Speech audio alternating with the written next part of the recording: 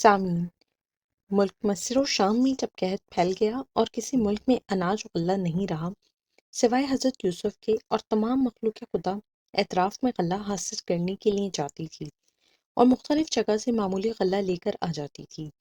حضرت یعقوب علیہ السلام بھی اسی قحط سالی میں مبتلا تھے، اور انہوں نے اپنے بیٹوں کو بلا کر کہا کہ تم بھی مصر جاؤ اور وہاں کے عزیز مصر سے غلہ لے آؤ۔ حضرت یعقوب علیہ السلام کے حکم کو سن کر ان کے 10 بیٹوں نے مصر جانے کا ارادہ کیا، اور چھوٹا بھائی بنیامین جس کا نام تھا، اس کو حضرت یعقوب کے پاس ہی خاطر جمع کے لیے چھوڑ دیا۔ حضرت یعقوب علیہ السلام کے بیٹوں نے کے پاس جو کچھ معلومات تھا وہ اپنے اونٹ پر لاد کر مصر کو چل دیے، جیسا کہ اللہ رب العزت نے فرمایا۔ ترجمہ: اور آئے بھائی حضرت یوسف کے، پھر داخل ہوئے ان کے پاس، تو انہوں نے ان کو پہچانا اور بھائیوں نے ان کو نہیں پہچانا۔ یعنی حضرت یوسف جب ملک مصر کے مختار ہوئے، موافق 7 برس تک خود آبادی کی اور تمام ملکوں کا اناج بھرتے اور جمع کرتے گئے۔ پھر 7 برس قحط سالی میں رہے۔ اس قحط سالی میں ایک ہی بھاؤ میانہ رکھ کر غلہ منگوایا، اپنے ملک والوں اور غیر ملک والوں کو برابر ایک ہی بھاؤ سے فروخت کرا، مگر پردیسیوں کو ایک اونٹ کے بوجھ سے زیادہ نہ دیتے تھے۔ اس اصول سے تمام خلائق کو سہولت رہی اور قحط کی مصیبت سے بچتے رہے۔ حضرت یوسف کا سارا خزانہ مال و دولت سے بھر گیا، اور ہر ملک میں یہ خبر تھی کہ مصر میں اناج و غلہ سستا ہے۔ یہ خبر سن کر حضرت یوسف کے بھائی بھی غلہ خریدنے کے واسطے مصر میں آئے۔ حضرت یوسف نے اپنے بھائیوں کو دور سے پہچان لیا تو فرمایا کہ ان سب کو میرے پاس لاؤ۔ چنانچہ سب بھائی حضرت یوسف کے پاس آئے تو حضرت یوسف علیہ السلام نے اچھی طرح سے یقین سے ان کو پہچانا، اور ان کے بھائیوں نے نہیں حضرت یوسف کو پہچانا۔ بعض روایتوں میں آیا ہے کہ حضرت یوسف اس وقت بادشاہی ٹوپی اپنے سر پر رکھ کر اور لباس شاہانہ پہن کر، توکہ زری پہن کر تخت شاہی پر بیٹھے تھے، اس لیے ان کے بھائیوں نے ان کو نہ پہچانا۔ اور بعض محققوں نے یہ بھی کہا ہے کہ انہوں نے یوسف پر ظلم کیا تھا، اور ظالموں کے دل سیاہ ہوتے ہیں، اس لیے حضرت یوسف کو وہ نہ پہچان سکے۔ پھر جب حضرت یوسف نے ان لوگوں سے پوچھا کہ تم لوگ کون ہو اور کہاں سے آئے ہو؟ پیشہ تمہارا شبانی ہے، چونکہ ہماری ولایت میں قحط ہوا ہے، اس لیے اناج و غلہ خریدنے کو ہم لوگ یہاں آئے ہیں۔ حضرت یوسف نے ان لوگوں سے کہا کہ ہم کو معلوم ہوتا ہے کہ تم جاسوس ہو اور شہر میں جاسوسی کرنے آئے ہو، یہاں کا حال معلوم کر کے دشمنوں کو خبر دو گے۔ یہ سن کر وہ بولے کہ ہم 10 بھائی ہیں ایک ہی باپ سے، اور ہمارا یہ کام نہیں ہے، اور ہمارے باپ بھی پیغمبر ہیں جن کا نام حضرت یعقوب علیہ السلام ہے۔ پھر حضرت یوسف نے پوچھا کہ تم سب کتنے بھائی ہو؟ وہ فوراً بولے کہ حضرت جی، ہم اپنے بھائی باپ کے کل 12 بھائی تھے، اور ہمیں جو سب سے چھوٹا بھائی تھا وہ ایک دن ہمارے ساتھ بکریاں چرانے میدان کو گیا اور ہم لوگوں سے جدا ہوا۔ ہم سب اس سے غافل ہو گئے کہ اتنے میں سے بھیڑیا کھا گیا، اور اس کا ایک ماں وطن سے بھائی اور ہے، اور اس کو باپ نے اپنے پاس رکھا ہے کیونکہ وہ اس وقت اکیلے ہیں۔ حضرت یوسف نے ان سے کہا کہ تمہاری اس بات کی کیا سند ہے جو تم کہتے ہو؟ اس پر کون گواہ ہے؟ وہ بولے، اے عزیز، اس شہر میں ہم لوگ بعید الوطن مسافر ہیں اور کوئی ہمیں نہیں پہچانتا، اس کا ثبوت ہم کیسے دیں گے؟ حضرت یوسف نے کہا کہ اگر تمہارے گواہ نہیں ہیں تو جو بھائی تمہارے باپ کے پاس ہے اسے لے آؤ، تو ہم جانیں گے کہ تم سچے ہو۔ انہوں نے جواب دیا کہ باپ اسے نہیں چھوڑیں گے، اور وہ اپنی نظر سے اس کو ایک ساعت کے لیے بھی علیحدہ نہیں کرتے۔ بہت اچھا، ہم لوگ اپنے باپ سے لیکن پھر بھی کہیں گے اور آئندہ لانے کی کوشش کریں گے۔ حضرت یوسف نے ان سے کہا کہ اس وقت تم سب جاؤ، صرف ایک بھائی تمہارا یہاں بطور قید میں رہے گا کیونکہ تم اس کو یہاں لاؤ گے۔ تب سب نے مل کر آپس میں تبادلہ خیال کیا کہ یہاں کون رہے گا۔ پھر سب کے نام سے قرعہ اندازی کی گئی، اور وہ قرعہ شمون کے نام پر نکلا، وہی حضرت یوسف کے پاس بطور قید میں رہا۔ پھر حضرت یوسف نے فرمایا کہ اناج ایک ایک شتر کا بوجھ دے کر رخصت کرو، اور قیمت اناج کی ان کو واپس کر دو۔ تب ملازمان بادشاہ نے ویسا ہی کیا۔ بس ان کو حضرت یوسف نے فرمایا کہ اگر تم اپنے چھوٹے بھائی کو اب کی دفعہ لاؤ گے تو اور بھی اناج تم کو دیا جائے گا۔ جو مال حضرت یوسف کے بھائی اپنے ہمراہ لائے تھے اناج و غلہ خریدنے کو، وہ مال بھی حضرت یوسف نے اپنے بھائیوں کو واپس کر دیا۔ وہ اس واسطے کہ معلوم تھا کہ باپ کے سوا اس مال و متاع کے اور کچھ نہیں بچا، اور یہ بھی مصلحت تھی تاکہ ان کو دوبارہ بھیجیں۔ اور ایک روایت میں ہے کہ مال بھائیوں کو اس لیے واپس کر دیا کہ باپ معلوم کریں کہ میرا مال واپس کر دینا یہ کام کسی اور کا نہیں سوائے یوسف کا ہے، بس شمون کا پریت رہنا کچھ مذائقہ نہیں ہے، یہ سمجھ بوجھ کر پھر اپنے بیٹوں کو بھیجیں۔ خبر ہے کہ جب حضرت یوسف نے اپنے بھائیوں کو دیکھا، دل میں چاہا کہ ان کو کچھ سزا دیں۔ اسی وقت جناب باری تعالیٰ سے آواز آئی کہ اے یوسف، اگر بھائیوں سے تم نے مکافات عمل کی تو ان میں اور تجھ میں کیا فرق رہے گا، بلکہ عفو کرنا موجب حسنات کا ہے، اور تو اپنے آپ کو ان سے چھپا اور ان کو اپنی پہچان مت دے، تاکہ وہ تجھ سے شرمندہ ہو کر اپنی حاجات سے محروم نہ جائیں۔ اور صاحب استطاعت کو یہ لائق نہیں ہے کہ وہ اپنے ڈر سے ان کی ضروریات سے محروم رکھے۔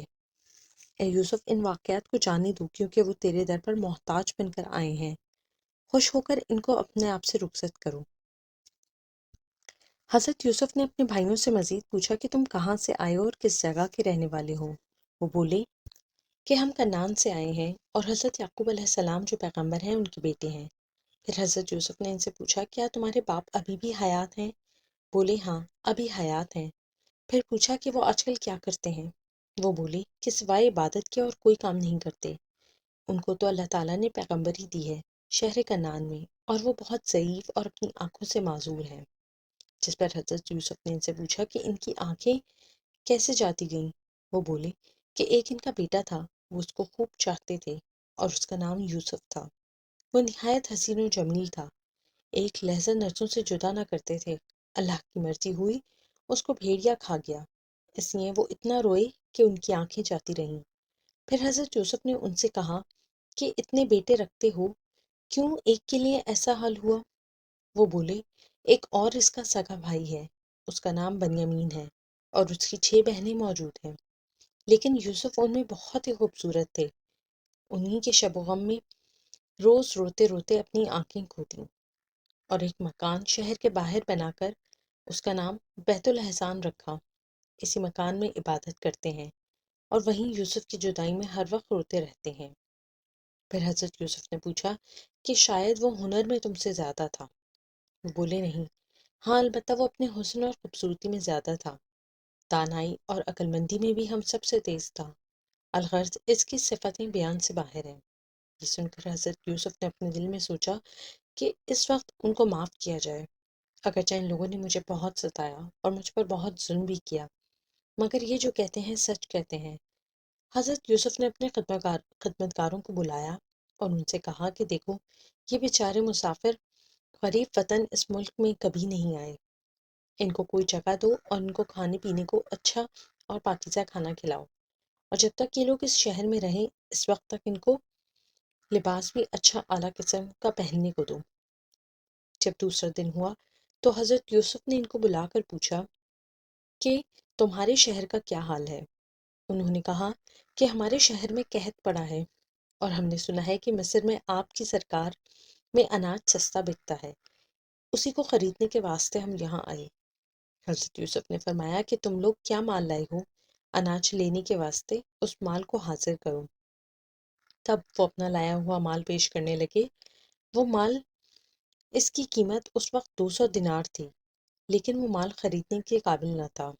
حضرت یوسف نے ان سے کہا کہ اگرچہ تمہارا مال ہمارے لینے کے لائق نہیں ہے، پھر بھی ہم نے تم کو اس کے عوض اناج دے دیا۔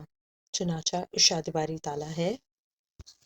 ترجمہ: پھر جب داخل ہوئے اس کے پاس بولے اے عزیز، پڑی ہم پر اور ہمارے گھر پر سختی، اور لائے ہیں ہم پونجی ناقص، سو پوری دے ہم کو پورا پورا دینا، یعنی تم خیرات کرو ہم پر، کیونکہ اللہ تعالیٰ خیرات کرنے والوں کو بدلہ دیتا ہے۔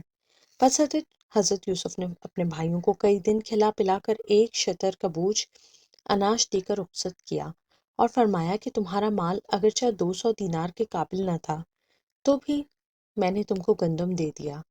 اگر اب کی دفعہ آؤ تو اپنے چھوٹے بھائی کو ضرور لے آنا، اور ہم بھی ایک ایک شتر کا بوجھ دے کر تم کو خوش کریں گے۔ جس بھائی کی طرف حضرت یوسف نے اپنے بھائیوں کی توجہ دلائی تھی، وہ حضرت یوسف کا چھوٹا سگا بھائی تھا۔ اس کو اپنے پاس ان بھائیوں کے ذریعے بلوایا، اور نیز یہ بھی حضرت یوسف نے اپنے بھائیوں سے کہا کہ اگر تم اس کو نہ لاؤ گے تو پھر آئندہ میرے پاس نہ آنا۔ کیونکہ میں آئندہ گندم تم کو نہ دوں گا۔ یہی ان کو ہدایت دے کر حضرت یوسف نے اپنے بھائیوں کو رخصت کیا، اور وہ بولے چنانچہ اللہ تعالیٰ نے فرمایا ہے۔ ترجمہ: کہا انہوں نے کہ ہم سب خواہش ظاہر کریں گے اپنے باپ سے اس کے لانے کی اپنے ہمراہ، اور یہ کام ہم کو کرنا ہے ضرور۔ بس حضرت یوسف علیہ السلام نے ملازموں کو کہہ دیا کہ جو پونجی ان کی 200 دینار کی ہے اس کو بھی ان کے بوجھ میں واپس جا کر رکھ دو۔ چنانچہ ان کے بھائی یہودا کے اونٹ کے بوجھ چھپا کر رکھ دی گئی۔ اس واقعے کو اللہ تعالیٰ نے ان الفاظ میں ارشاد فرمایا ہے۔ ترجمہ: اور کہہ دیا اپنے خدمت کاروں کو کہ ان کی پونجی کو ان کے اونٹ کے بوجھوں میں رکھ دو، شاید وہ اپنے گھروں میں پہنچے پر اس کو پہچانے، اور شاید اسی وجہ سے وہ پھر واپس ہمارے پاس آویں۔ یعنی حاصل مطلب یہ ہے کہ جو قیمت وہ لے کر آئے تھے تو اس کو چھپا کر ان اونٹوں کے بوجھوں میں رکھ دی گئی واپس بطور احسان، تاکہ وہ اس احسان کے بدلے پھر دوسری مرتبہ آئیں اور اس بار اپنے ہمراہ چھوٹے بھائی کو بھی لے کر آئیں۔ روایتوں میں ہے کہ جب حضرت یوسف نے اپنے بھائیوں پر بہت مہربانی کی لینے دینے میں، تب یہودا کو یقین ہوا کہ یہ میرا بھائی یوسف ہے، کیونکہ ہم کو کھلانا پلانا اور اتنی خاطر مدارت کرنا، باپ کا حال احوال پوچھنا سوائے یوسف کے اور کون کر سکتا ہے، اور ان کی بول چال اور آواز بھی اسی طرح ہے۔ اور اگرچہ فی الحقیقت یہ یوسف نہ ہوا تو یا تو کوئی ہمارے خاندان میں سے یا اہل بیت سے ہے۔ یہ سن کر ان بھائیوں نے آپس میں کہا کہ اگر واقعی یہ ہمارا یوسف ہے تو اس کو اتنی بڑی مملکت کس طرح سے ملی، اور اس نے یہ دولت و لشکر اور اتنا اعلیٰ مرتبہ کیسے پایا؟ پھر وہ آپس میں تعجب سے کہنے لگے کہ کیا یوسف ابھی تک زندہ ہے؟ جی، وہ تو کب کا مر چکا ہوگا، اور اب تو اس کا نام و نشان بھی باقی نہ ہوگا۔ اور بعض بھائیوں نے ان سے کہنے لگے، ارے بھائی، اگر یوسف واقعی زندہ ہوتا تو یہ سلوک ہمارے ساتھ کیسے کرتا، بلکہ وہ تو ہم سے ضرور انتقام لیتا۔ پھر یہودا بولا کہ اگر یوسف نہ ہوتا تو اپنے چھوٹے بھائی بنیامین کو کیوں طلب کرتا؟ البتہ جو میں کہتا ہوں بس یہی سچ ہے، یہ شخص یوسف ہی ہے۔ اور یہودا کے بھائیوں نے غور نہ کیا، اور جلدی میں وہ یوسف سے رخصت ہو کر ملک مصر سے چلے گئے اور واپس اپنے ملک کنعان جا پہنچے۔